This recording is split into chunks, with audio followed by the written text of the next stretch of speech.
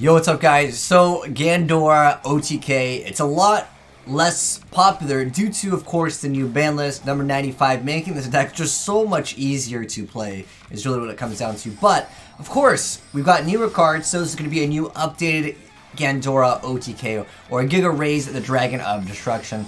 But basically, number 95 just made this deck so much more consistent to get the effect off. But now, of course, with newer cards, you can still pull off some crazy stuff with this deck. This deck always makes really high numbers for OTKs. We're going to be showcasing off a tag duel, showcasing off, of course, the Giga Raise of the Dragon of Destruction. The name is so long.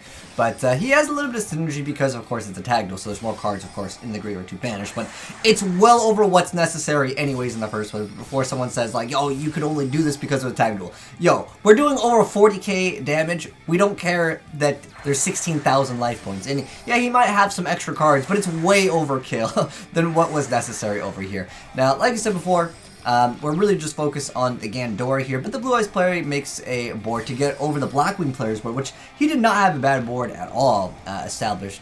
But Prisma is going to go ahead and lose out to, of course, Effect Failure, which basically shuts down this deck as well. I mean, what are you going to be doing with this? Not too much, I'll tell you that. Anyways, it is now for the build to showcase off, obviously, Desires.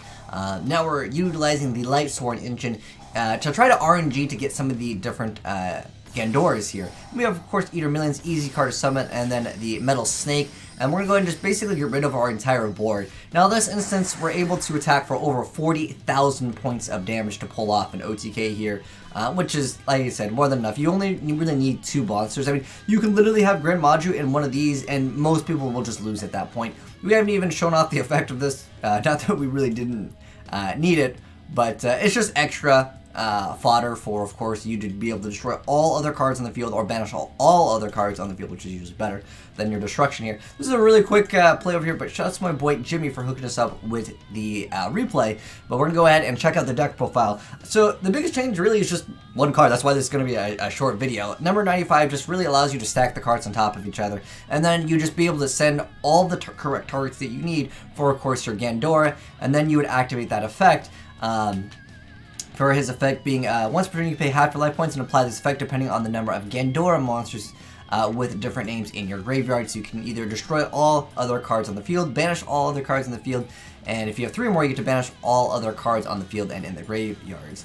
I guess you can just really utilize whatever effect that you really need, but most of the time you summon one of these, it gets negated, or whatever the case may be. They stop 1, and then you happen to have like 2 more. Even a Illuminate into Raiden can give you instantly just 2 monsters to go ahead and fodder. You could even run like Glow Up Bulb or anything that would just special summon itself for free off of the graveyard. Heck, you could literally run Treeborn Frog in here if you really wanted to, because that card could technically come back every single turn just for extra fodder. But it really comes down to Metal Snake just being here to actually be able to banish extra cards, plus give you that additional summon, which actually does 2 different things. Plus, this card has another bonus effect where you can banish 3 cards from your extra deck face down, then target a face-up monster on the field and destroy it. You can only use 1 effect of it once per turn, but still, this card has pretty decent attack, and again, you're going to be able to force your opponent to negate something, and this card is just really free as what it comes down to. But anyways, onwards with the deck profile. It's pretty simple though. We get 3 copies of the new Metal Snake to make, of course, the Giga Raise, or